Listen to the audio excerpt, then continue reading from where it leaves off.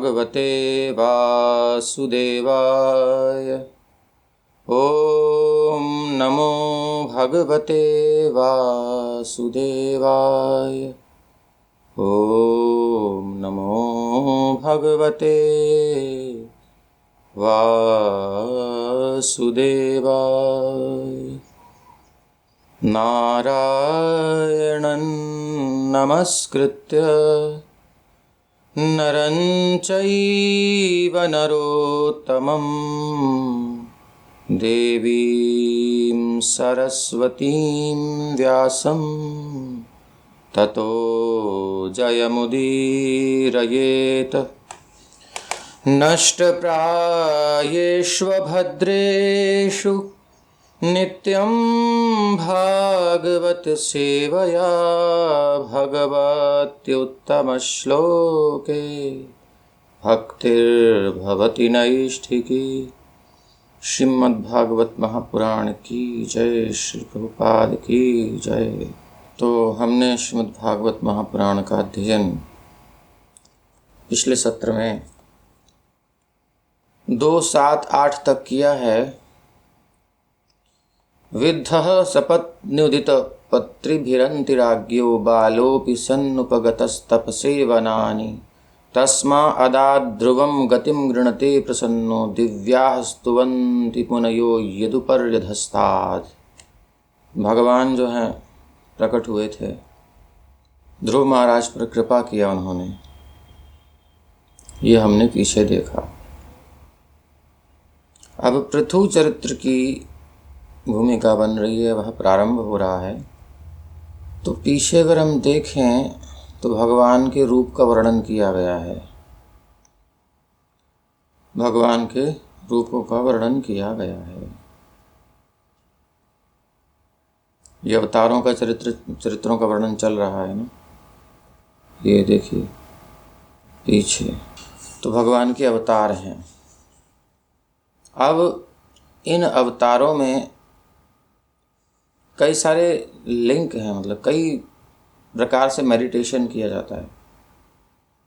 आचार्यों ने क्या क्या रस लिया है अलग अलग। देव्यस्त्वनंग प्रतना घटितुम न शेकुः। बड़े सुंदर सुंदर श्लोक हमने देखे पीछे। कामं दहन्ति कृतिनो ननु रोष दृष्ट्या रोषं दहन्तमुत तेन दहन्त्य सह्यं सोयं यदन्तरमलं प्रविशन् बिभेति कामः कथं नु पुनरस्य मनः श्रयेत्। ये बड़ा सुंदर लगा था भाव कि काम वासना कैसे भगवान में नहीं घुसती है और क्रोध कैसे नहीं प्रवेश कर पाता, उसको भय लगता है मेरा स्वरूप ही नष्ट हो जाएगा। वो हमने बड़े सुंदर तरीके से समझा था। फिर जो है ध्रुव प्रसंग। विद्धः सपत्न्युदित पत्रिभिरन्तिराज्ञो बालोऽपि सन्नुपगतस्तपसेवनानि तस्माऽदाद्ध्रुवं गतिं गृणते प्रसन्नो दिव्याः स्तुवन्ति मुनयो यदुपर्यधस्तात्। भगवान का सुंदर रूप का इसमें वर्णन है, कैसे भगवान हैं। अब आगे वर्णन आ रहा है। भगवान के स्वरूप में अलग अलग अवयवों का ध्यान कर रहे हैं आचार्य। ध्रुव जी के प्रसंग में भगवान का जो आगे अब चौथे स्कंद में पढ़ेंगे तो बड़े सुंदर स्वरूप नारद जी वर्णन करते हैं कि भगवान कैसे हैं, ऐसा ध्यान करो। कमल के समान विशाल नेत्र हैं भगवान के। जैसे सूर्य को देखकर कमल खिलता है, वैसे ही ध्रुव जैसे एक उत्तम अधिकारी कोई मिल जाए तो उसके तप और स्तुति को देखकर भगवान की कृपा रूपी नेत्र भी खुल जाते हैं। भगवान की कृपा के नेत्र कब खुलते हैं? जब हम अपनी तपस्या करते हैं, भोग नहीं करते हैं। ध्रुव ने भगवान के दर्शन की इच्छा की थी और भगवान ने अपनी नेत्र शक्ति कृपा दृष्टि से वो ध्रुव पद दिया, जिसे सप्तऋषिगण भी प्रणाम करते हैं। तो अब जो है हमारा 9वां श्लोक जो शुरू हो रहा है, ये इसमें क्या है, सिंपल। अब आगे चल रहे हैं आचार्य दर्शन करते हुए। यहाँ पर पीतांबर भगवान का जो फहरा रहा है, भगवान के श्रीअंग को ढक लेता है। तो ये जो पृथु महाराज हैं, इसमें वल्लभाचार्य जी बड़ा सुंदर वर्णन कर रहे हैं। नेत्र के बाद भगवान के वस्त्रों का दर्शन है, मतलब रूप का पूरा वर्णन हो रहा है। 4 कुमार जो उत्पन्न हुए वो कैसे शंख चक्र गदा पद्म आदि के अवतार समझ लो, ऐसे अलग अलग उनका मेडिटेशन है, सब आचार्यों का अलग अलग। तो जैसे वस्त्र शरीर को ढक लेता है, लज्जा को ढकता है, वैसे ही महाराज पृथु ने पृथ्वी को ढका, सुरक्षित किया, मतलब उसकी लाज बचाई। तो किसने पृथ्वी का दोहन किया था, पृथ्वी को बुरी हालत में पहुंचा दिया था? तो पिता वेन ने वेन के पापों के कारण जो है पृथ्वी की सारी उत्पादक क्षमता सब छुपा ली थी उसने, कुछ नहीं था, बंजर हो गई भूमि बिल्कुल, प्रजा त्राही त्राही कर रही थी। तो पाप से होता है ये सब। तो वेन पिता हैं, उनका भी उद्धार किया, ये सब हम इस श्लोक में समझेंगे। तो पीतांबर का रंग कदम्ब केसर के समान होता है, पीला। कदम बरसात में खिलता है और तपी हुई भूमि का संताप हर लेता है। गर्मी के बाद जब होता है, गर्मी में ही आ जाते हैं वैसे पुष्प, लेकिन जब बरसात होती है तो अच्छा और सुंदर खिलता है, मतलब ऐसे कॉम्बिनेशन में होता है वो। गर्मी बहुत होती है, सूख जाते हैं उसके फूल। तो महाराज पृथु भी पृथ्वी का दोहन करके अकाल और संताप से जलती हुई प्रजा को शीतलता प्रदान करते हैं। तो सनकादि जो हैं ये भगवान के आयुध हैं, शंख चक्र गदा पद्म के अवतार हैं। नर नारायण है, ये भगवान के जो है प्रसन्न मुख हैं, जहाँ क्रोध का स्पर्श ही नहीं है, हमने पीछे सुना। फिर जो है ध्रुव प्रसंग में भगवान की कृपा दृष्टि का वर्णन है, ध्रुव को प्रेम पूर्वक दृष्टि से देखा कमल नेत्रों से। अब यहाँ पीतांबर, भगवान के पीतांबर का ध्यान कर रहे हैं, संसार का संताप हरते हैं और रक्षा करते हैं। फिर 10वें श्लोक में हम देखेंगे जब आएगा, बाजूबंद भगवान का अंगद, भुजाओं की शोभा बढ़ाते हैं, ज्ञान और कर्म को संतुलित करते हैं, ये अर्थ है। ज्ञान भी है, कर्म भी, दोनों को बैलेंस बना करके। फिर हयग्रीव अवतार आएगा 11वें श्लोक में, किरीट और कुंडल, भगवान के मुकुट और कान के कुंडल जो सिर की यानी ज्ञान की शोभा बढ़ाते हैं, वो हयग्रीव अवतार होगा। बड़ा सुंदर कॉम्बिनेशन दिया है। फिर मत्स्य अवतार आएंगे 12वें श्लोक में, भगवान के पाद पल्लव चरण कमल जो प्रलय के समुद्र में नौका बनकर तारते हैं। तो ये बड़ा सुंदर सुंदर जो है वर्णन आचार्यों ने किया है, ये हम देखेंगे। तो आइए इस श्लोक का उच्चारण करें। ये हमने हिंट दे दिया, क्योंकि ये इस प्रकार लेके नहीं चलेंगे, आपको माइंड में अलग से रखना पड़ेगा, क्योंकि ये एक भाव है ऐसे वो भाव सब जगह प्रस्तुत नहीं किए गए हैं। तो वो उनकी अलग थीम चल रही है, उन्होंने मैंने आपको बता दिया, वो आप चाहो तो उसे जोड़ के रख सकते हो। भगवान के रूप का दर्शन करते हुए चल रहे हैं ऐसे। अभी 9वां श्लोक है, यद्वेनमुत्पथगतं द्विजवाक्य वज्र निष्प्लुष्ट पौरुषभगं निरये पतन्तं त्रात्वार्थितो जगति पुत्रपदञ्चलेभे दुग्धा वसूनि वसुधा सकला नियेन। पढ़िए। हरे कृष्ण गुरु जी, प्रणाम। पढ़िए। तात्पर्य श्रील प्रभुपाद द्वारा, महाराज वेन कुमार्गामी हो गया, अतः ब्राह्मणों ने ब्रज शाप से उसे दंडित किया। इस प्रकार राजा वेन अपने सत्कर्मों तथा ऐश्वर्य सहित भस्म हो गया और नरक के पथ पर जाने लगा।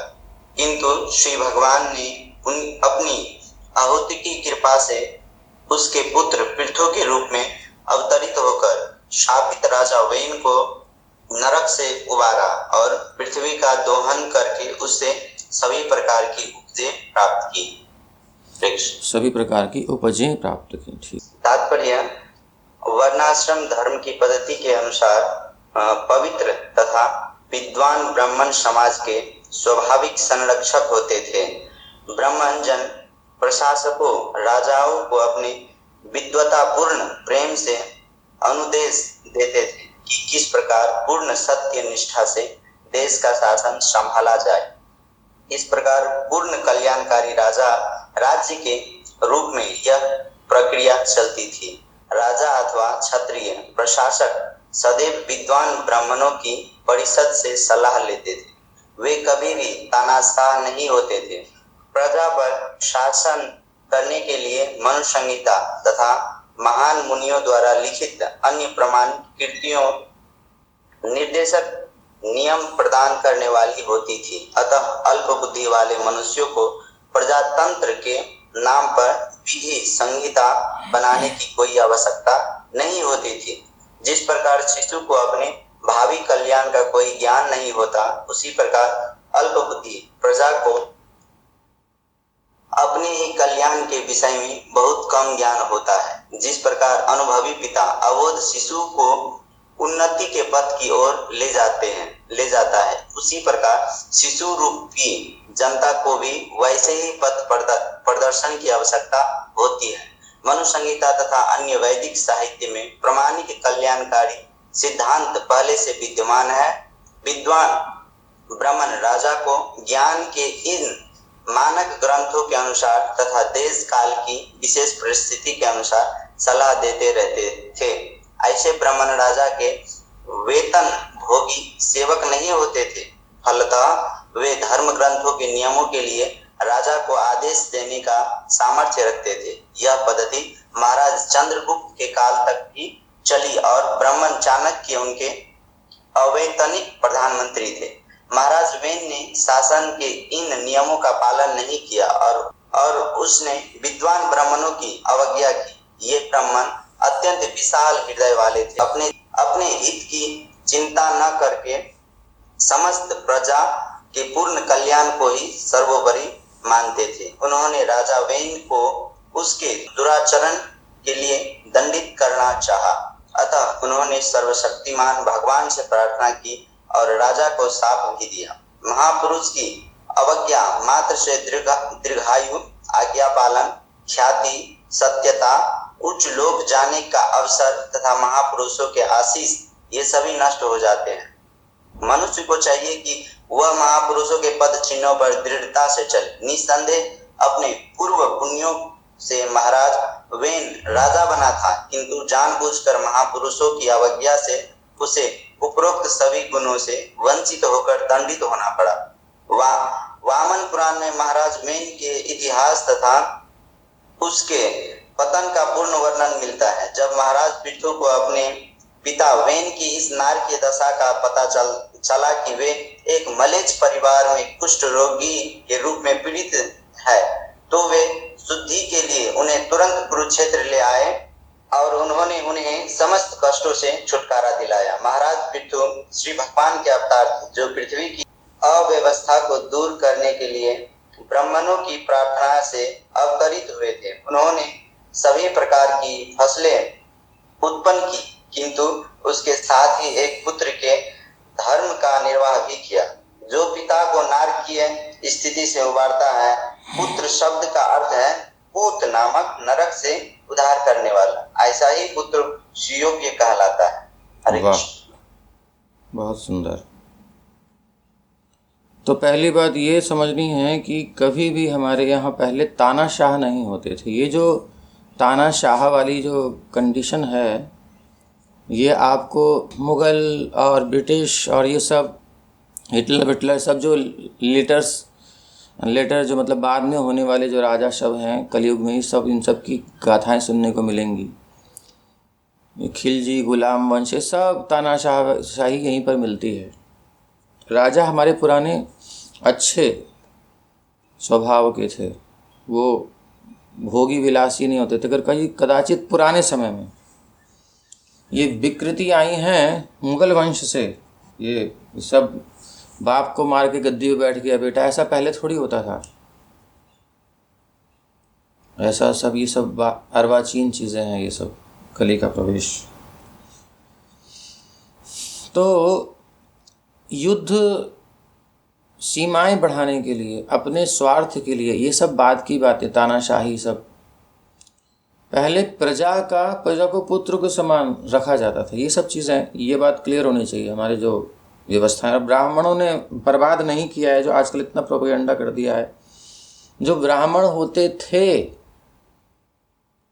पवित्र और विद्वान होते थे और समाज के स्वाभाविक संरक्षक होते थे। कोई कहता नहीं था, जिम्मेदारी लेकर के वो खुद ही चिंता करते थे। और वो कभी भी पोस्ट के लिए नहीं जाते थे कि मुझे राजा का पद चाहिए, कुछ चाहिए, नहीं, कोई वेतन चाहिए, कुछ सुविधा चाहिए, नहीं। वो तो तपस्यापूर्ण जीवन में ही रुचि रखते थे और प्रशासकों को, राजाओं को प्रेम से डायरेक्शन देते थे, ऐसे करो ऐसे करो। कभी पद की इच्छा नहीं रखते थे, उनको बिठाते थे। और कलयुग में इसके प्रमाण के रूप में हमारे चाणक्य पंडित हैं, ब्राह्मण थे और कोई वेतन नहीं लेते थे राजा से। आपको पता होगा, जब वह उनसे कोई मिलने आया तो वो पर्सनल मीटिंग थी उनकी, तो एक दीपक में वो काम कर रहे थे। तो उन्होंने कहा ठीक है विराजिए, थोड़ा कार्य है सरकारी। काम करने के बाद उन्होंने उस दीपक को बुझाया और दूसरा दीपक जलाया। तो उसने कहा प्रश्न मेरा तो कुछ और था, पहले एक और प्रश्न पैदा हो गया।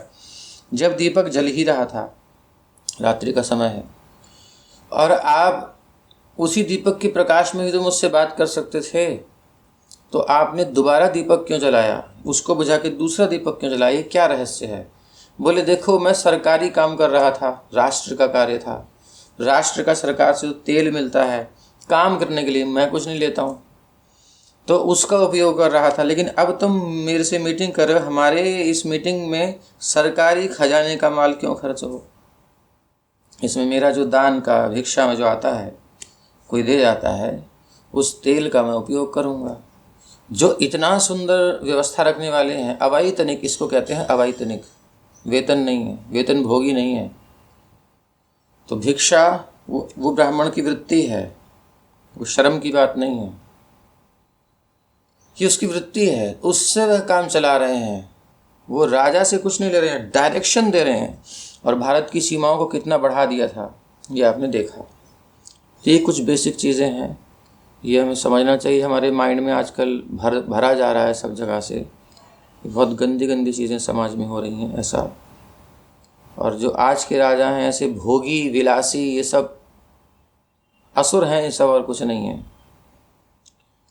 चलिए अभी 9वें श्लोक में चलते हैं। यद्वेन मुत्पथ गतम द्विजवाक्य वज्र। विप्लुष्ट तो निष्प्लुष्ट है और विप्लुष्ट, दो है, इसमें पाठ मिलते हैं, अर्थ वही है।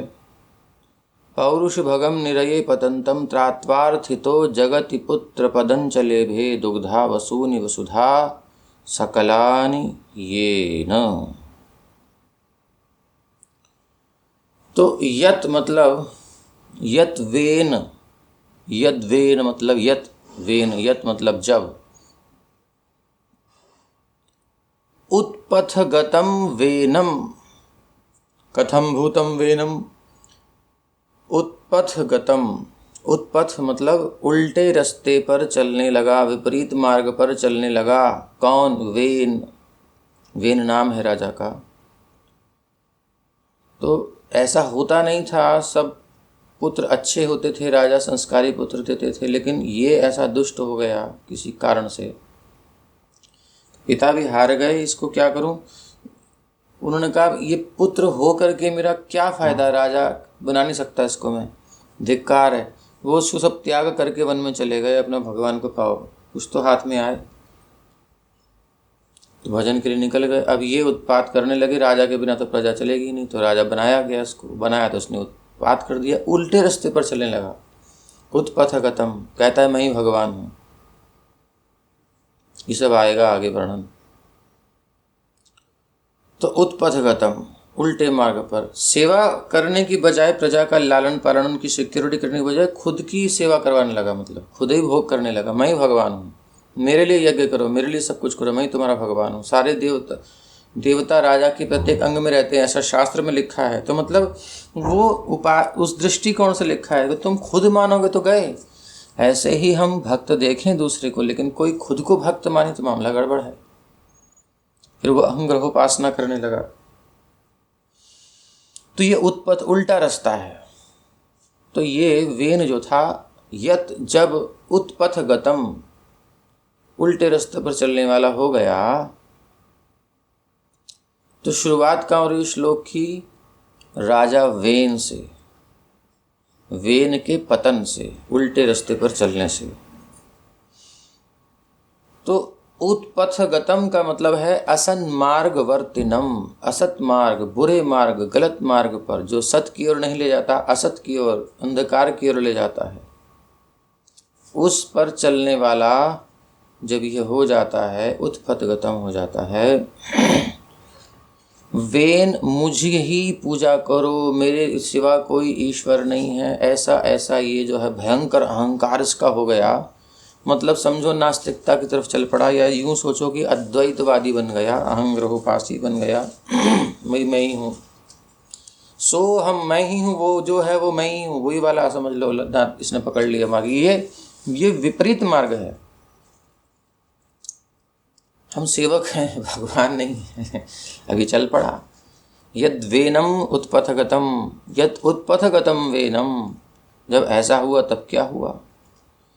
तो जो द्विज हैं, ट्वाइस बॉर्न, वो ब्राह्मण, द्विज वाक्य वज्र, द्विजों के वाक्य ही वज्र के समान होते हैं। उनसे पंगा नहीं लेना चाहिए। अगर तपस्वी है, ज्ञानी है, सात्विक वृत्ति वाला है, वो बिल्कुल सिंपल लिविंग, हाई थिंकिंग में रह रहा है, उसे कोई भी लोभ नहीं है, जो ब्राह्मणों के गुण होते हैं सब पालन कर रहा है, तो ऐसे ब्राह्मण भूसुर गणे, इनसे पंगा नहीं लेना चाहिए, क्योंकि वो कुछ नहीं करेगा लेकिन उसके वाक्य काम कर देंगे। और वाक्य देख लो आप, जब इंदिरा गांधी ने गौ रक्षा आंदोलन पर गोलियां चलवाई थी, तो उसके गोलियां पड़ी पहले सारे शरीर में, उसी के रक्षकों ने मार दी। उसके बेटे को गोली बम से उड़ाया गया, तो वहाँ पर वो जो शाप लगा है उसको, ऐसा कहते हैं साधु। अब देखते हैं, 2 पीढ़ी तक तो चल गया काम, तीसरी पीढ़ी को देखते हैं क्या होता है। ये बहुत खतरनाक चीज़ है। तो ये बात है।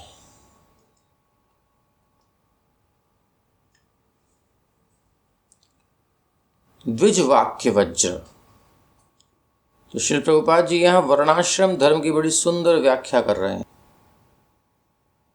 ब्राह्मण, क्षत्रिय, वैश्य, शूद्र, कोई सैलरी पर नहीं थे ब्राह्मण, कोई कर्मचारी सैलरी पर नहीं थे। वे ब्राह्मण जी सैलरी ले रहे हैं तब काम करेंगे, पाठ करेंगे, करेंगे, वो करेंगे, दक्षिणा वो स्वाभाविक है। अब उदार होते थे तो उनको कोई ज़रूरत नहीं थी, इसलिए अधिक आता था तो वो और आगे निकालते थे, दान सेवा करते थे। वो कल्याण ही करेंगे। ब्राह्मण के बारे में प्रभुपाद कहते हैं कि वो अपने पास स्टोर नहीं कर सकता, उसकी नेचर होती है आगे उसको बढ़ा देगा। उसको पता है कि भगवत कृपा से आएगा, तो जब आवश्यकता होगी आ जाएगा, जैसे अतिरिक्त हुआ उसको आगे बढ़ाओ। वो फ्लो बना के रखता है, जाम नहीं करता है। इसलिए ब्राह्मण गरीब दिखाई देते हैं। मुझे जितनी आवश्यकता उतना यूज़ किया, फिर आगे बढ़ा दिया। तो ऐसी बात।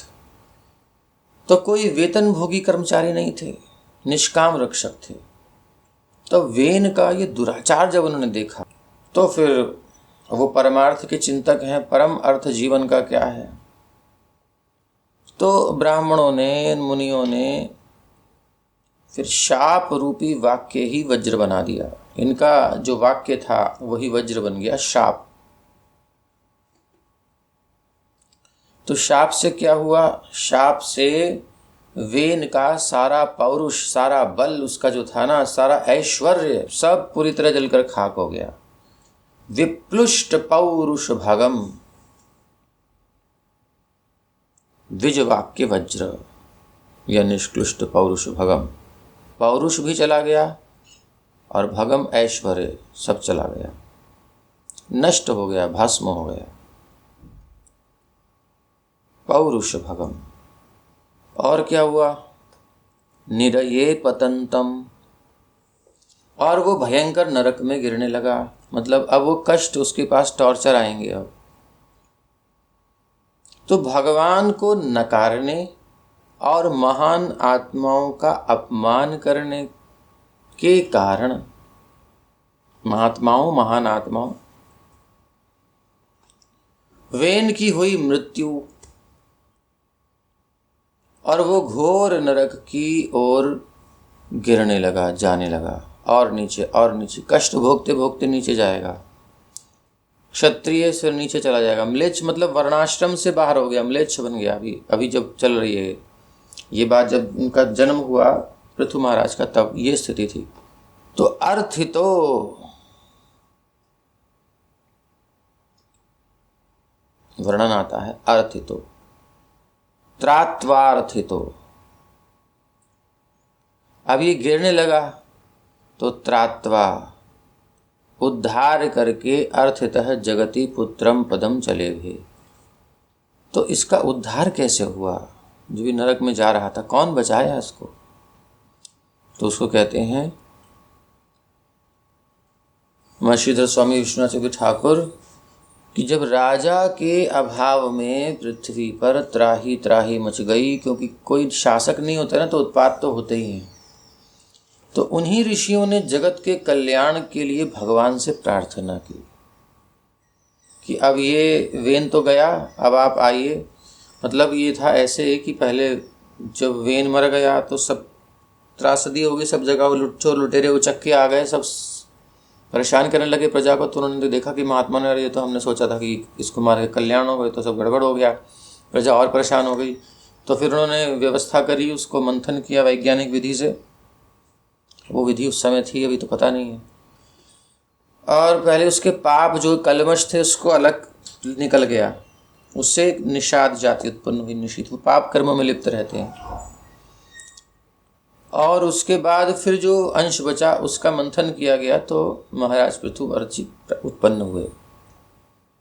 तो उनसे फिर प्रार्थना की उन्होंने, अर्थितो, ये जो अर्थितो है, त्रात्वा अर्थितो, उद्धार के लिए प्रार्थना की, प्रार्थित, त्रात्वा अर्थितो।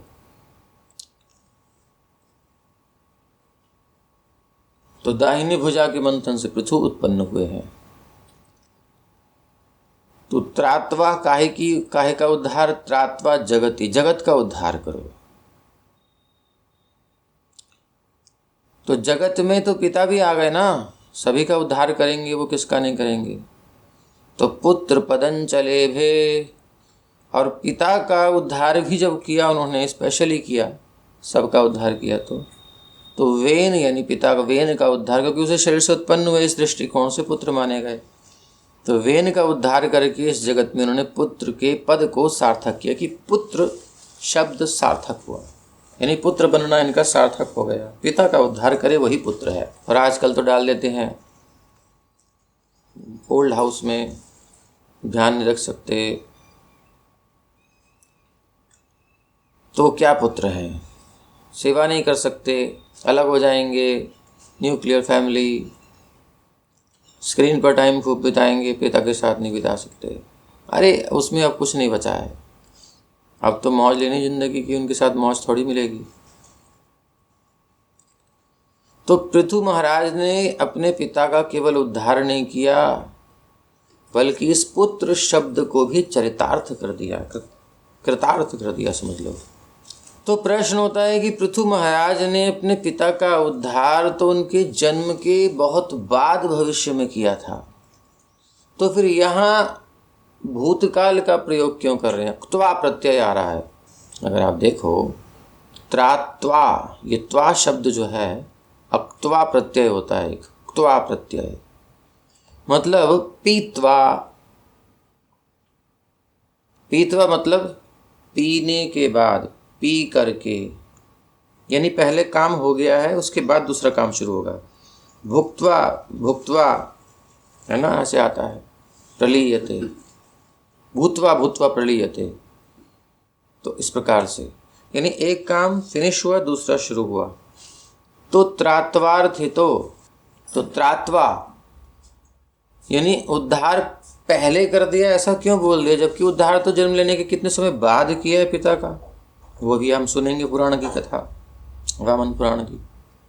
तो आचार्य कहते हैं कि ऋषियों को पता था। भूतकाल के प्रत्यय का प्रयोग इसलिए किया भविष्य में होने के बाद भी, क्योंकि मुनियों को भगवान पृथु की सामर्थ्य पर इतना अटूट विश्वास था, उन्होंने मान लिया कि पिता का उद्धार तो हो ही गया, यानी भविष्य में काम होना ही है। अरे हो गया, बस चिंता मत करो, ऐसा कहते हैं ना।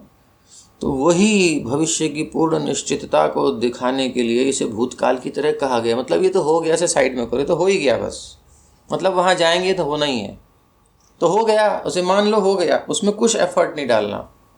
इसलिए त्रात्वा शब्द आ रहा है।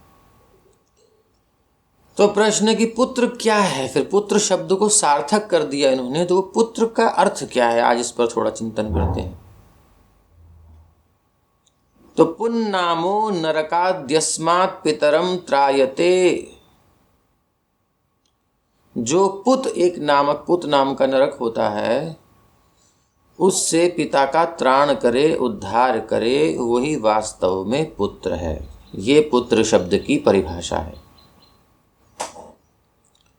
तो पुत का अर्थ केवल कोई एक विशेष नरक ही नहीं है, वो है ठीक है, बल्कि इस लोक की भूख प्यास, सारे कष्ट, इस शरीर के मानसिक जितने भविष्य के, इस शरीर में यानी इस जीवन के दुख और आने वाली मृत्यु के बाद की यातना, जो नरक आदि भोगने पड़ते हैं, जो भी कष्ट हैं अभी के और बाद के, सब को मिला करके पुत्र कह सकते हैं। तो पृथु महाराज ने अपने पिता को दोनों ही दुखों से सदा के लिए मुक्त कर दिया। अब टेंशन नहीं है, यानी जो जीवन चल रहा है उनका, वहां से लेकर के और आने वाले जीवन तक समस्या खत्म कर दी उनकी। तो भैया ये उद्धार हुआ कैसे? तो इसके बारे में वामन पुराण में हम चलते हैं। वामन पुराण में बड़ी सुंदर कथा आती है कि जो है, एक बार पृथु महाराज जब सब कुछ पृथ्वी का बढ़िया से व्यवस्था कर दी, सब लोग ठीक ठाक चल रहा था,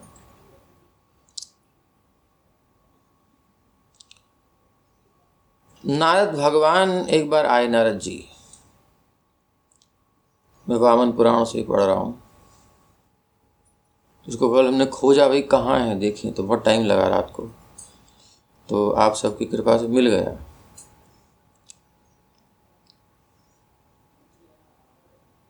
तो वर्णन आता है, ये है अध्याय 47 वामन पुराण का।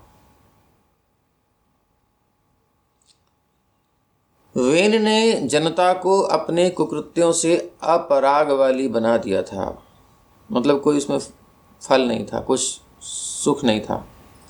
सारी पृथ्वी का रंजन करने के कारण ही उसे यथार्थ रूप में राजा शब्द से संबोधित किया जाने लगा। तो अब जो है वो पृथ्वीपति राजा पृथु अपने राज्य प्राप्त करके चिंतन करने लगे कि मेरे पिता अधर्मी थे, पाप में उनकी मति थी, यज्ञ की व्यवस्था खंडित करने वाले थे कि मतलब मेरे लिए करो, भगवान के लिए मत करो, कोई भगवान नहीं मेरे सिवा, यज्ञ का विशेषतः उच्छेद करने वाले थे। इसलिए कौन सी क्रिया ऐसी की जाए जो उन्हें परलोक में सुख देने वाली हो। तो उसी समय इस प्रकार चिंतन करते हुए उसके पास नारद जी आ गए। उनके पास उन्होंने नारद जी को बैठने के लिए आसन दिया। आइए नारद जी विराजिए। साष्टांग प्रणाम कर पूछा, भगवान आप सारे संसार के प्राणियों के शुभ और अशुभ को जानते हैं, सब जानते हैं, तो कृपा करके थोड़ा सर्च लाइट डालिए और हमारे पिता की ओर देखिए। पिता देवताओं और ब्राह्मणों की निंदा करने वाले दुराचारी थे। अब जन्म तो हमारा उनके जाने के बाद हुआ है, लेकिन पुत्र तो कहलाता ही हूँ। सोचो कैसे पिता के प्रति जो भगवान का निंदक है, ये इस्कॉन डिवोटीज के लिए विशेष कर है। जो आजकल जो ट्रेंड चल रहा है, एक भक्त के नाम पर माता पिता की जो है उपेक्षा, वो कितनी खतरनाक चीज़ है। भगवान क्या मिलेंगे। तो विप्रदेव वो अपने कर्तव्य कर्म से रहित थे, अब वे परलोक चले गए हैं, तो अब उनकी दुर्गति सदगति वो सब चक्कर है। मुझे उनकी सदगति करानी है, उनकी गति के लिए मुझे कौन सी क्रिया करनी पड़ेगी। तो भगवान नारद जो हैं, तच्छ्रुत्वा वचनम तस्य नारदस्य महात्मनः ततो ब्रवीन नारदस्तम ज्ञात्वा दिव्येन चक्षुषा। नारद जी के पास दिव्य चक्षु हैं, उन्होंने अपनी विशेष सामर्थ्य का उपयोग किया और क्या देखते हैं कि इस समय तुम्हारे पिताजी म्लेच्छ मध्य समुत्पन्नम क्षय कुष्ठ समन्वितम, मतलब कितने समय के बाद कहाँ उत्पन्न हुए हैं? म्लेच्छों के बीच में जन्म हुए हैं, जो वैदिक वर्णाश्रम से बहिष्कृत हैं, मांसादि गौ मांसादि खाने वाले, कोई शुद्ध शौच अशौच का विचार नहीं है। जैसे आजकल के हम सब म्लेच्छ ही हो गए लगभग सब। किसी घर में जाओ खाने के लिए, उसी से खा रहे हैं, उसी से ले रहे हैं। हाँ हाँ प्रभु जी लीजिए भैया, ये क्या हो रहा है? सब टॉयलेट में भी कुछ पता नहीं, शुद्धि का नियम, सब गंदा संदा पड़ा है सब। किसी घर में खाने का, किसी घर में रहने का, जाने का नियम कोई वो नहीं, बिल्कुल म्लेच्छ हो गए सब। म्लेच्छों ने शासन किया है तो आदतें पड़ गई हैं। क्लीन, स्वच्छता देखते हैं लेकिन शुचिता से मतलब नहीं है। तो म्लेच्छ मध्य समुत्पन्नम क्षय कुष्ठ समन्वितम। अरे अरे अरे अरे, तुम्हारे पिता तो म्लेच्छों के बीच में जन्मे हैं और उन्हें क्षय रोग हो गया है, कुष्ठ रोग हो गया है। तो तच्छ्रुत्वा, अब नारद जी के ऐसे वचन, श्रुत्वा आ गया फिर वही शब्द, तच्छ्रुत्वा सुनने के बाद, वचनम तस्य श्रुत्वा नारदस्य वचनम श्रुत्वा महात्मनः, महात्मा नारद के ऐसे वचन को सुनकर राजा क्या हो गए? चिंतयामास, बड़ी टेंशन हो गई। पिताजी म्लेच्छ, वाह वाह वाह, क्या हो गया उनका? वाह वाह तो मैंने कह दिया, पाप के कारण की गति होती है। उस समय तुम कहते देखा जाएगा, देखते हैं बाद में सब। अब ये जो रोगी लोग घूमते रहते हैं, ये यही पापों के परिणाम है और क्या है? इनको देखकर शिक्षा लेनी चाहिए कि हम ऐसा कुछ ना करें। अब इनको चिंता हो गई, चिंतयामास दुखार्त, दुख से आर्त हो गए, कष्ट को प्राप्त हो गए, दुखार्त। कथम कार्यम मया भवेत, अब मुझे क्या करना चाहिए? अब विचार करने लगे तो इस प्रकार सोचते सोचते, इत्येवं चिंतयानस्य मतिर्जाता महात्मनः, इस प्रकार सोचते विचारते इस महात्मा राजा की बुद्धि उत्पन्न हुई कि संसार में पुत्र तो उसको कहते हैं जो पितरों को नरक से भय से तार दे, यानी कष्ट ना हो उसे पिता को। पुत्रः स कथ्यते लोके, यह पितॄन् त्रायते भयात्, भय से रक्षा कर दे, ये होता है पुत्र। कौन पुत्र? पृथु महाराज जैसे पुत्र। कौन पिता? वेन जैसा भगवान का विरोधी, भगवान का निंदक पिता, उसका भी उद्धार करने की जो विचार रख रहे हैं। क्या हम सब लोगों के पिता जो भी संसार में हैं, वेन से भी सुपर ऊपर डूपर चले गए हैं ऊपर, जिनको लोग डिवोटीज सेवा नहीं करते, कहते हैं कि भाई भगवान की सेवा के आगे कुछ नहीं। हमारे गुरु महाराज कहते हैं कि माता पिता माया है, ऐसा कह करके घर छोड़ करके आ जाते हैं। ठीक है, अच्छी बात है, माया है तो फिर सभी माया है ना, सारी माया त्यागो। लेकिन फिर एक श्रीमती जी के साथ विवाह रचाते हैं और उस देवी जी के साथ रहते हैं, फिर चुन्नू मुन्नू आते हैं, वो माया नहीं है। साक्षात माया को माया नहीं मानते, माता पिता में माया दिखाई देती है। तो ये एक अजीब सी फिलॉसफी है, इससे बचना चाहिए। तो पुत्रः स कथ्यते लोके, लोक में पुत्र उसी को कहते हैं पितॄन् त्रायते भयात्, जो भय से कष्ट से रक्षा कर दे, नरक के भय से तार दे, नरक में गिरने से बचा ले।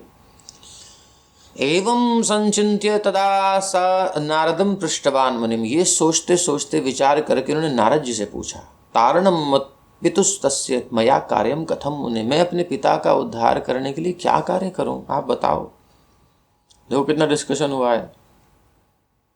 एक गंदा पिता था, नरक में जाने दो उसको, ऐसा नहीं, पुत्र नहीं हो फिर तुम, पुत्र का कर्तव्य है कुछ। नारद उवाच, तो नारद जी कहते हैं फिर बहुत बढ़िया, गच्छत्वं तस्य तं देहं तीर्थेषु कुरु निर्मलम्, यत्र स्थाणोर्महत्तीर्थं सरः सन्निहितं प्रति, तुम स्थाणु भगवान के महान तीर्थ स्वरूप सन्निहित नाम के सरोवर की ओर जाओ और उसकी, तुम्हारे पिता की उस देह को तीर्थों में शुद्ध करो। बहुत पापी है, इसको जल्दी से मुक्ति नहीं मिलने वाली, इसे बार बार शुद्ध करना पड़ेगा कई तीर्थों में जाके। तो एतत् श्रुत्वा तु वचनम नारदस्य महात्मनः, नारद महात्मा के वचन को सुन करके, इस प्रकार के वचन को सुन करके कि भाई तीर्थों में शुद्ध करो। सचिवे राज्य माधाय राजा सातु चगामह। सचिवों को ऊपर यानी मंत्री आदि के ऊपर राज्य का भार सौंप दिया। ये सुंदर व्यवस्था थी। राजा ने कहा मैं थोड़ा जा रहा हूं, तुमको संभालना है, ड्यूटी दे करके गए। सुंदर व्यवस्था, विश्वास पात्र मंत्री।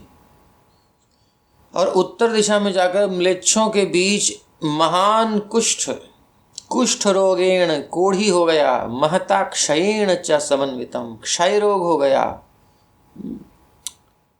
इससे पीड़ित अपने पिता को देखा, दुर्गति हो रखी है। ये अरे देखा जाएगा, ये देखा क्या जाएगा, देख ही रहे हैं दुनिया में क्या हो रहा है। युद्ध वुद्ध सब उसी का परिणाम है। सर जिसने जो किया है उसका रिएक्शन उसको मिलना है, इसलिए बचो।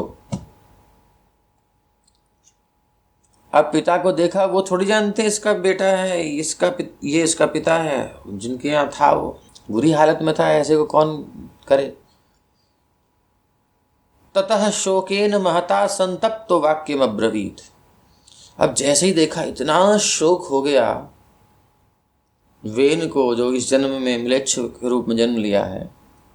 बहुत संतप्त हो गए शोक से पृथु महाराज। ये पुत्र का धर्म है, हृदय है। और उन म्लेच्छों से कहा, म्लेच्छो मतलब जो भी उनको संबोधन करना था, हे म्लेच्छा नवमी, आपको प्रणाम करता हूँ। पुरुषम स्वगृहम च नयाम्यहम, क्या मैं इनको अपने घर ले जाऊं और इनकी वहां खूब से सेवा करूंगा। तत्राहमेनम निरुजम करिष्ये, रुज यानी रोग से रहित कर दूंगा। यदि मन्यथा, यदि आपको उचित लगे तो मैं इनको रोग मुक्त कर दूं। अब भद्र पुरुष देखा उन्होंने, सुंदर लग रहा है भाई, तो कोई तो ठीक ही नहीं होने वाली चीज, समझ लो बुरी हालत। तो आप सेवा करेंगे? हाँ, तथेति सर्वे ते म्लेच्छा पुरुषम तम दयापरम। वो दयालु पुरुष को सारे म्लेच्छ जो थे उस दयालु पुरुष यानी पृथु महाराज से साष्टांग प्रणाम करते हुए बोले, ठीक है, बिल्कुल बिल्कुल बिल्कुल, जैसा समझो वैसा आप करो, बहुत अच्छी बात है। तो आपने बहुत बढ़िया बात करी। और उसके बाद उसने पालकी ढोने वाले योग्य पुरुषों को बुलाकर, यानी महाराज पृथु ने उन्हें दुगुना पारिश्रमिक दिया। आप देखो, मूल भाव नहीं चल रहा है। भाई कितना लोगे? बोले 100 रुपये लेंगे। नहीं 200 रुपये लो। अरे वाह, तो बढ़िया है, पालकी बढ़िया से लेके जाएगा। देखो ये डीलिंग्स भी कैसी हैं, खींचातानी नहीं चल रही। अरे इतने में हो जाएगा, उतने में हो जाएगा। दुगना पारिश्रमिक, भाई पिता की सेवा है। नास्तिक पिता की सेवा, द्रोही पिता की सेवा, जो पाप के फलों को भोग रहा है और इस जन्म का पाप नहीं है। मतलब इस जन्म का पाप शरीर होता तब मानते ना, वो शरीर तो बदल लिया है, तो फिर वो गया ना। पिछले जन्म का समझ लो बाप है और अब उसकी सेवा हो रही है। क्या देखो। तो दत्वा शुल्कम च द्विगुणम, दुगना सुखेन नयत द्विजम। भाई आराम से सुख पूर्वक लेके जाना इनको, पेन ना हो, कष्ट ना हो, रोगी हैं। तो दयालु राजा की बात सुनकर सारे लोग पालकी जो है उठाकर शीघ्रता से कुरुक्षेत्र होते हुए स्थाणु तीर्थ में ले जाकर और उसे उतारकर अपने अपने स्थान चले गए जहाँ से थे वो। तो बढ़िया से जो है कार की, बढ़िया एसी कार और उसमें लग्जरी कार करके, यानी उसको भी बढ़िया से टिप दे करके, और उसको ऐसे जैसे आजकल कोई ले जाए अपने पिता को, संपन्न पुत्र। तो क्या बात है। और संपन्न नहीं है तो श्रवण महाराज की तरह अपने कंधे पर जिसकी जैसी स्थिति हो करें।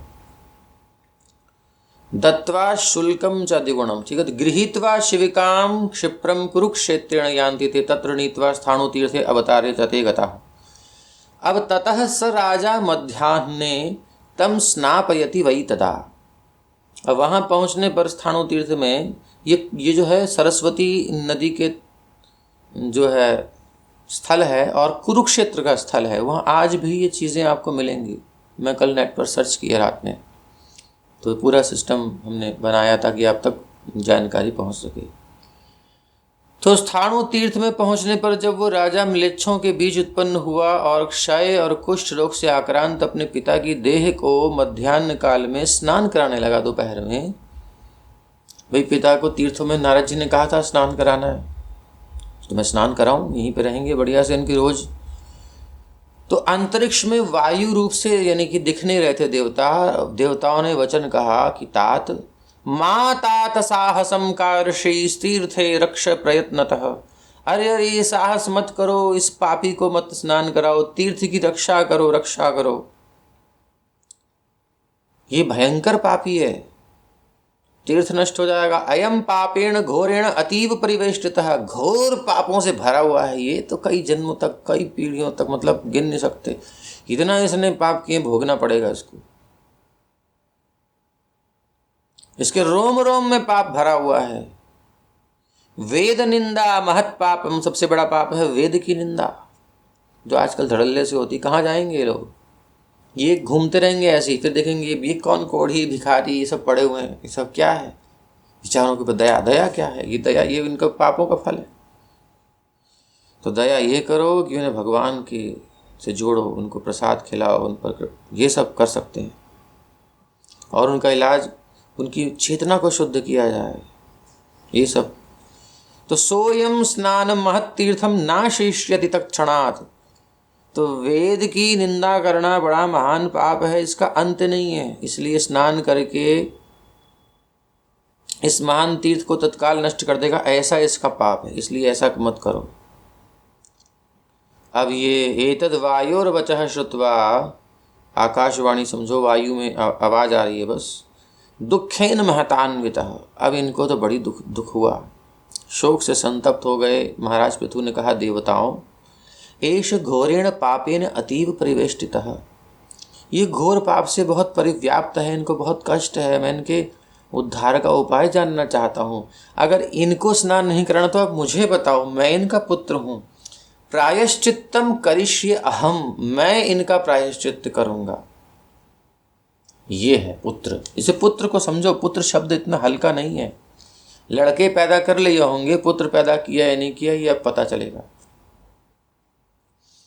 प्रायश्चित्तम करिष्ये अहम, मैं प्रायश्चित्त करूंगा। यद वदिष्यन्ति, बोले कौन सा, जो बोले जो कहोगे सो करूंगा।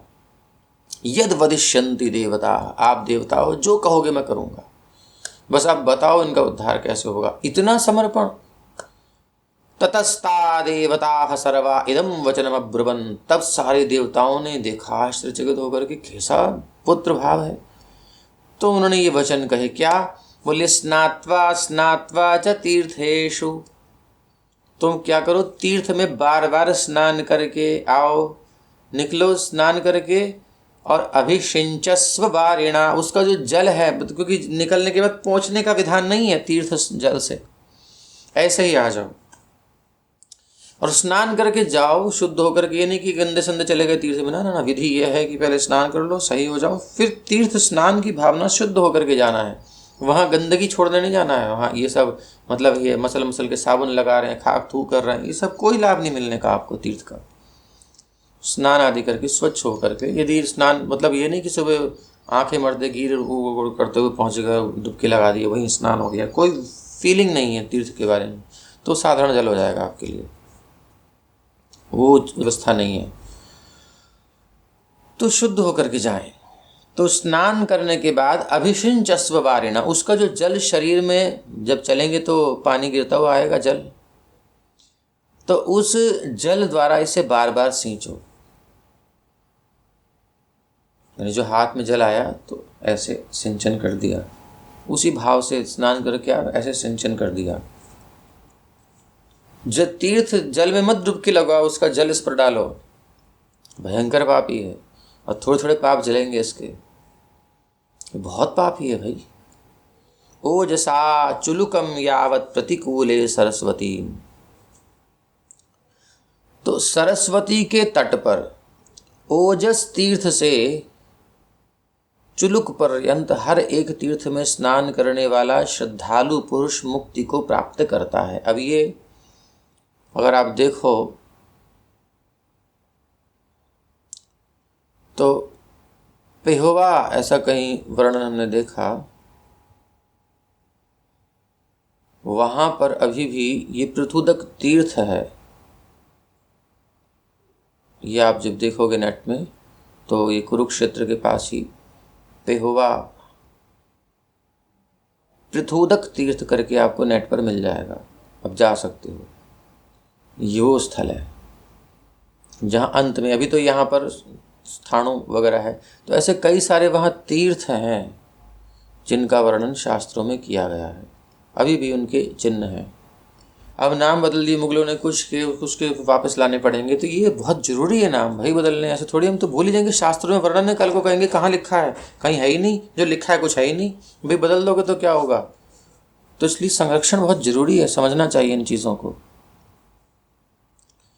तो ओजस तीर्थ से जो है ऐसे यहाँ से यहाँ तक का बताया उन्होंने।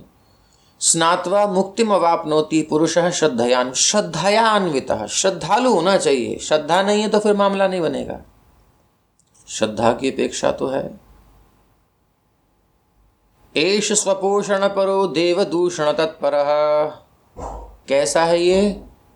बोले अपना ही पालन पोषण करने में लगा रहता है, यानी अपने स्वार्थ से ही मतलब है बस, और देवताओं की निंदा करने में तत्पर रहता था। देव दूषण तत्परः। ब्राह्मणैश्च परित्यक्तो, ब्राह्मणों ने इसको पाप करने के कारण त्याग दिया था, कभी शुद्ध नहीं हो सकता ये।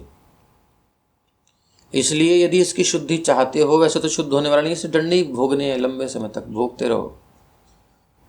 ऑटो इम्यून डिजीज इसने पैदा कर ली है, अपने आप बढ़ते रहेंगे पाप, और फिर भोगता रहेगा, फिर बढ़ते रहेंगे, चलता ही रहेगा इसका प्रोसेस, और तुम नहीं आते तो उसका पता नहीं क्या होता। तस्मात् एनम समुद्दिश्य स्नात्वा तीर्थेषु भक्तितः, तो इसके उद्देश्य से तुम स्नान करो, यानी पिता के कल्याण के लिए पुत्र जो है प्रायश्चित करे, ये हालत है। और तीर्थ जल से इसे अभिषिंचस्व तो ये न ततः पूतो भविष्यति, जब तुम उसका स्नान करोगे, उसके जल से अभिषिक्त करोगे तो ये पवित्र हो जाएगा। तो जैसे ही सुना, अब बहुत लंबा प्रोसेस है भी, राजा महाराज अपने सब परिवेश को त्याग करके पिता की सेवा कर रहे हैं, बहुत बड़ा उदाहरण है। तो पुत्र शब्द इसलिए ऐसे ही नहीं कह दिया कि पुत्र शब्द को भी सार्थक कर दिया इन्होंने। ये जो पुत्र शब्द की व्युत्पत्ति है पुन्नाम त्रायते, तो वो सार्थक किया, मतलब उसको अर्थ दिया कि वास्तव में पुत्र कैसा होता है। सत पिता नहीं, अभक्त द्वेषी कुमार्गामी पिता, और वो भी वर्तमान में अपने इस जन्म को ख़त्म कर चुका है, उसके नेक्स्ट लाइफ में जा करके, और उसको रिलेशन को मान करके, ये इस प्रकार से। इत्येतद् वचनं श्रुत्वा कृत्वा तस्याश्रमं ततः। तो अब राजा देवताओं के वचनों को सुनने के बाद अपने पिता के लिए उसने आश्रम बनाए। पृथु महाराज ने आश्रम बनाया, बढ़िया से व्यवस्था करी उनकी रहने की, और उनके उद्देश्य से खुद तीर्थ यात्रा करने चले गए, और प्रतिदिन तीर्थों में स्नान करते और तीर्थ जल से अपने पिता को अभिषिक्त करते, या अंजलि में ले आए, जैसे भी ले आए जल से उनको अभिषिक्त करते, उनके निमित्त ये भावना रखते हुए। अब हुआ क्या, इसी समय वहाँ पर एक कुत्ता आ गया। ये कुत्ता कौन है भाई?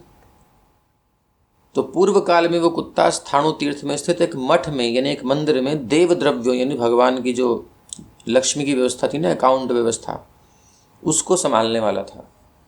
दान में प्राप्त द्रव्य का सदा पालन करने वाला, सर्वजन प्रिय और देव कृत्य में रत कौलपति नाम का महंत था। बढ़िया से सब उसको अच्छा मानते थे, बहुत अच्छे हैं प्रभु जी, बहुत ध्यान, सब बढ़िया। इस प्रकार वो अपना जीवन यापन कर रहा था। एक बार धर्म मार्ग में स्थित रहते हुए भी उस कौलपति की बुद्धि कुछ समय के बाद धर्म मार्ग से हट गई। बढ़िया चल रही थी व्यवस्था, लेकिन बाद में कहा यार बहुत मोटा पैसा आ रहा है, इतना सब तो थोड़ा सा तो यूज कर ही सकते हैं। वो देव द्रव्य का नाश करने लगा, दुरुपयोग करने लगा, जिस पर्पस से वहाँ लगा रहा है। वो अधर्मी बना, कौलपति जब मर कर परलोक में गया तो यमराज जी ने कहा अच्छा ये हो आपने तो उल्टा काम कर दिया। बढ़िया काम किया था शुरू में, बाद में लोग ट्रस्ट बिल्ड करने के बाद आपने थोड़ा सा उसमें सरकाना शुरू कर दिया। तो एक काम करो, आप कुत्ते की योनि में जाओ, देर मत करो, कुत्ता जल्दी से कुत्ते को शिफ्ट। अरे सरकार, अरे कुत्ता। अब तो देखते देखते कुत्ते बन गए। वही कुत्ते जी इधर आए हैं, महंत जी। सौगंधिक वन में कुत्ते की योनि में जन्म लिया। अब ये देखो, ये सिस्टम बड़े सूक्ष्म हैं, अभी नहीं दिखते हैं, मरने के बाद दिखते हैं। अब वो किसने देखा है तो ठीक है, नहीं देखा है तो मत देखो। उसके बाद बहुत समय बीतने पर वो कुत्ता कुत्तों के झुंड से घिरा रहता था, फिर भी कुतिया से अपमानित होने के कारण बहुत दुखी रहता था। अब उसका कुछ होगा, कुछ वो भी कोई पाप होगा उस योनि में भी उसको। इसलिए वो द्वैत वन को छोड़कर पवित्र सान्यहत्य सरोवर में चला गया। उसमें प्रवेश करते ही स्थाणु भगवान की ही कृपा से अत्यंत प्यासा होकर उसने सरस्वती नदी में डुबकी लगाई, और उसमें स्नान करने से ही वो समस्त पापों से विमुक्त हो गया। और उसके बाद भूख लगी होगी तो कहीं वही कुटिया जो बनाई थी आश्रम पृथु महाराज ने अपने पिता के लिए, उसमें इसने एंट्री की। और उस कुत्ते को प्रवेश करते देखकर अब ये वेन क्योंकि डर गया एकदम, उसने कहा, उसको सहलाया होगा, उसका धीरे से स्पर्श किया तो वो स्नान करके आया था श्रावण तीर्थ में। तो पूर्व तीर्थों में स्नान करने के बाद तीर्थ के जल बिंदु उस पे जो थे सिंचित करने वाले पुत्र से, पहले तो पृथु महाराज ने खूब तीर्थों को जल छिड़का है, उसके बाद कुत्ते के शरीर से निकले जल बिंदुओं से सिंचित होने और कुत्ते के भय से स्थाणु तीर्थ में गिर जाने के कारण अब वो कुत्ते को, अब कुत्ता को जैसे कुछ हुआ तो भू किया होगा, अब डर गया ये, अब डर करके गिर गया तीर्थ में नीचे। ऐसा कुछ हुआ घटना स्थाणु तीर्थ में महात्म्य है। अब गिर जाने के कारण पहले किसके पाप नष्ट हुए, फिर स्थाणु तीर्थ में जिसमें नारद जी ने कहा था उसको स्नान कराओ, वो गिर गया। तो अब ये न कराया न कुछ किया, ऐसा कुछ हुआ तो उस तीर्थ का महात्म्य हुआ स्नान का कि उसकी दृष्टि विरक्त हो गई, उसकी दृष्टि विरक्त हो गई संसार से। पुत्र ने स्थाणु तीर्थ के महात्म्य से अपने पिता का उद्धार कर दिया और संयतेंद्रिय होकर उसने तत्काल दिव्य देह धारण कर भगवान स्थाणु को प्रणाम किया। तो इस प्रकार से पृथुदक तीर्थ वो वहाँ पर ऐसा वर्णन आता है। बड़ी लंबी स्तुति करी है उन्होंने उसके बाद। और तो यहाँ पर ये बात आती है कि महाराज पृथु ने पुत्र नाम का सार्थक कर दिया, अपने पिता का उद्धार कर दिया। तो ये है, ऐसे हैं पृथु महाराज। तो पितृभक्ति ये देखो, उद्धार करना उद्देश्य है, लड्डू पेड़ा खिलाना उद्देश्य नहीं। वो तो खिलाना स्वाभाविक है भाई, शरीर मिला है सब करना ठीक है, आदर से बोलना वो तो नॉर्मल बातें हैं। उनका उद्धार हो जाए, भक्त नहीं तब भी उद्धार हो जाए, ऐसा पुत्र उनके लिए करे, ऐसे पत्नी पति के लिए करे, पति पत्नी के लिए, जो नहीं है रिलेशन में उसके लिए हम कर सकते हैं। हे प्रभु कृपा करो उन पर। वैष्णव जन तो तेने कहिए जे पीड़ पराई जाने रे।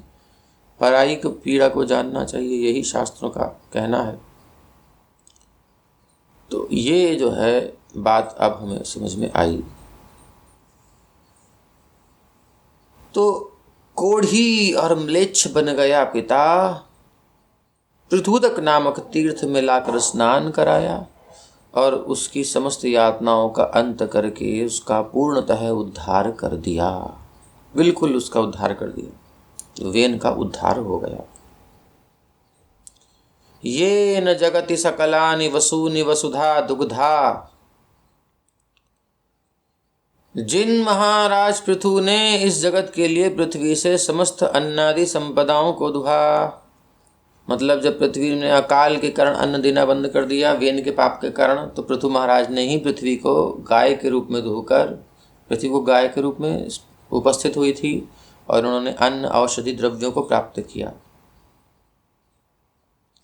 तो महाराज पृथु क्या है? वास्तव में पीताम्बर भगवान के पीले वस्त्र के अवतार हैं। ये वल्लभाचार्य जी का जो है भाव है। नरक वास्तव में शरीर के निचले अंगों, पायु स्थान, मलमूत्र, ये सब जो है मलिन दोष हैं। जिस प्रकार पीला वस्त्र शरीर के निचले अंगों को ढकता है, आप पीताम्बर मतलब अंबर, और सुशोभित करता है, उसी प्रकार पृथु महाराज ने अपने पापी पिता के उन घृणित दोषों को अपनी महिमा के पीताम्बर से ढक दिया, ऐसे समझो। साथ ही वो महाराज पृथु के परम जितेंद्रिय स्वभाव को प्रकट करते हुए कहते हैं कि पराई स्त्रियों को माता के समान मानने वाले, मातृबुद्धि परस्त्रीषु मातृवत परदारेषु महान आदर्श थे। यही उनकी जितेंद्रियता थी। और आजकल जो सोशल मीडिया पर कृपा हो रही है, उसमें वो दृष्टि कौन सी होती है? जो भी देखता है वो अपने आप से पूछ ले, किसी को पूछने की जरूरत नहीं है। जब स्क्रॉलिंग करते हुए कभी ऐसे, क्योंकि वो प्रदर्शन ही इस प्रकार का होता है कि वहाँ पे मातृभाव जग ही नहीं सकता। वो चाहते ही नहीं कि मातृभाव जागे किसी के अंदर, सब भ्रष्ट हो जाएं। एप्स्टीन फाइल्स खोल करके समझ में आ रहा है आप लोगों को? ये सारी दुनिया ऐसी है। ये स्त्री शरीर को भोग की वस्तु के रूप में प्रस्तुत करने का तरीका है, बस और कुछ नहीं है। और वो इतनी मूर्ख हैं, वो नहीं समझ पा रही कि हमारे साथ हो क्या रहा है। तो ये सब षड्यंत्र चल रहे हैं। मातृवत परदारेषु साइड में करो, कोई माँ नहीं है, सब बराबर हैं, सबके साथ भोग करो। जो सुअर अपनी बहन भाई माँ सबके साथ शुरू हो जाता है, सुअर वाली जिंदगी जियो। ये आज की जो है व्यवस्था है। तो ये पृथु महाराज जितेंद्रियता के कारण पृथ्वी जो कि स्त्री रूप में थी, उनके शासन के रूप में पूर्ण रूप से सुरक्षित और भय मुक्त रही। और जैसे बरसात संसार के संताप को हर लेती है, तपी हुई पृथ्वी के ताप को हर लेती है बरसात, वैसे ही पृथु महाराज ने इस पृथ्वी को धोकर समस्त जगत के जीवों का संताप भी हर लिया। तो ये हमारा 9वां श्लोक पूरा हुआ। श्रीमद् भागवत महापुराण की जय, श्री प्रभुपाद की जय। फिर अगले अवतार में चलेंगे। किसी का कोई प्रश्न है? कोई प्रश्न नहीं है तो सब पुत्रों अपने माता पिता की सेवा करो, उनको भक्ति में लगाओ। भक्ति नहीं कर रहे तो उनके नाम से कुछ करो, हैं? ऐसा सब। हरे कृष्ण बोल जी, प्रणाम। प्रणाम। प्रभु जी, एक और जो बात है हमारे इस्कॉन में चलता है कि यदि भक्त बन गए और भक्ति बढ़िया से करो तो भगवान की कृपा वैसे मिल जाए तो 21 कुलों का उद्धार हो जाएगा। तो उसमें फिर माता पिता भी आ जाते हैं, तो इसलिए माता पिता को नहीं देखना है, ऐसे करके बोला जाता है। तो वो जो बोला जाता है वो उनको मैं क्या कह सकता हूँ? शास्त्र पढ़ना चाहिए, उनको देखना चाहिए।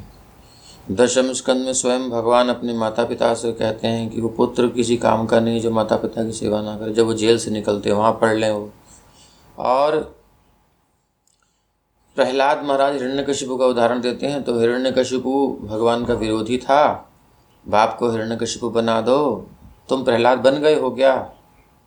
पहले तो ये बताओ। अखंड स्मृति रहती है, ध्यान बिल्कुल 24 घंटे कृष्ण का ही स्वप्न आता है, कृष्ण की ही चिंता रहती है। कोई श्रीमती जी अगल बगल में नहीं आती हैं आपके जिनमें आपका मन जाए, कहीं मन बिल्कुल एक सेकंड को नहीं जाता है। इतने बड़े प्रहलाद आप बन चुके हैं, तब भी प्रहलाद महाराज ने जब कहा कि मेरे पिता, उन्होंने आपका अपराध किया, उनका कल्याण हो जाए, उनकी दुर्गति ना हो, तो नरसिंह भगवान क्या कहते हैं कि तुम्हारे 21 कुलों का उद्धार, पीढ़ियों का उद्धार हो जाता है, जैसे भक्त होता है तुम्हारे जैसा भक्त। पहली बात, हम प्रहलाद बन गए तो हो जाएगा, लेकिन होने के बाद भी क्या उन्होंने वह नहीं किया? भगवान ने कहा, स्वयं नरसिंह भगवान का भागवत में वर्णन है कि जाके अपने पिता की सब क्रियाएं करो। भले ही मैंने मारा है, उद्धार हो गया, लेकिन तो अपनी क्रियाएं करो। ये तो भागवत का प्रमाण है। अब वो कौन सी फिलॉसफी बोलते हैं मैं नहीं पता। देखो, भक्ति में जब भगवान की ओर चलें तो वो तभी निर्मुक्त होगा जब सारी चीज़ें साइड में कर दे, देह से भी उसका कोई नाता ना रहे।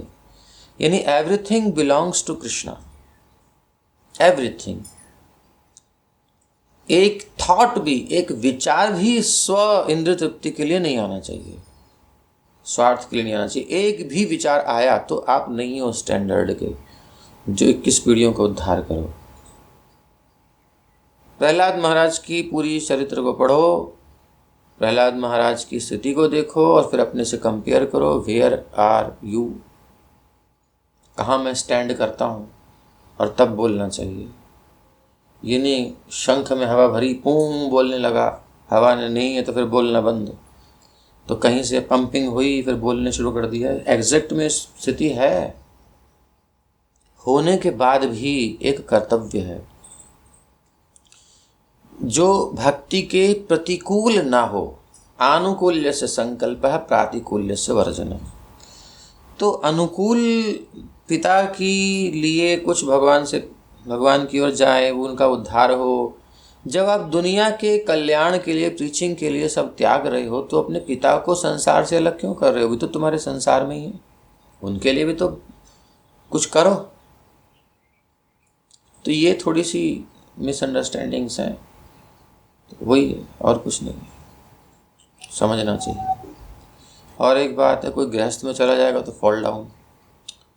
ये कहाँ से फॉल डाउन है? कितने अच्छे अच्छे गृहस्थ भक्त हैं भाई। गृहस्थ प्रॉपर निभाओ और ब्रह्मचर्य प्रॉपर निभाओ।